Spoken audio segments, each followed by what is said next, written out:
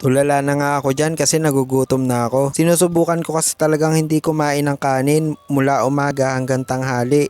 Kaya lang ngayong gabi hindi ko na kaya. Parang pakiramdam ko mas lalo ako nahihilo at sumasakit yung ulo dahil sa gutom. Kaya naman hindi na ako nagdalawang isip, bumaba na ako para pumunta ng palengke. At yun nga, nakita ko pa yung mga katrabaho ko na naglalaro. Bali habang naglalakad nga ako dito, ang iniisip ko agad bigas.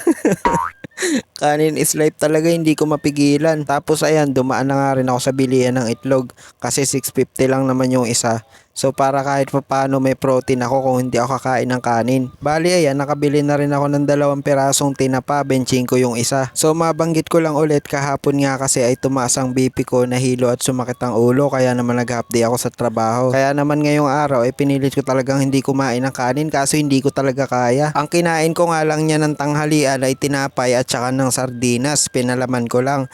Bali nung almusal pala wala pala akong kinain. Kaya naman may natira pa akong sardinas, ang naisip ko gawin ko siyang sausawan. Wala lang, imbentong sausawan lang para may liquid naman kahit papano yung kanin natin para madaling lunukin. Bali after ko nga mapagsama-sama yung sardinas, toyo, suka at saka yung hot sauce ay hinalo-halo ko muna para mag-combine lahat na ingredients. Ang naging lasa niya is parang adobo. Tapos ayan o, 1 cup lang naman yung rice ko.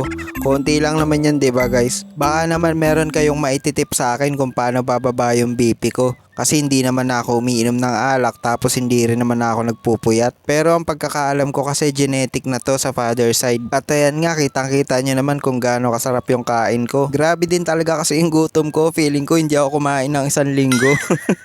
Pagkatapos ko nga kumain ay kinuha ko na yung pang-BP ko kasi minomonitor ko talaga siya every time nakakain ako ng kanin. Bali may nakapagsabi pala sa akin guys na itong digital na pang-BP ay hindi daw accurate kasi kailangan daw bawasan siya ng 10 kapag lumabas na yung total. Ewan ko, siguro dala na rin talaga ng edad kaya nagkakaganito ako.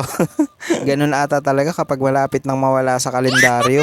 At nung lumabas nga yung resulta, grabe guys, talagang gulat na gulat ako kasi first time nangyari sa akin to na nag 150. Patingin-tingin niya ako dyan sa labas kasi nakabukas yung pintuan ng kwarto, baka iniisip nila nasisiraan na ako ng ulo.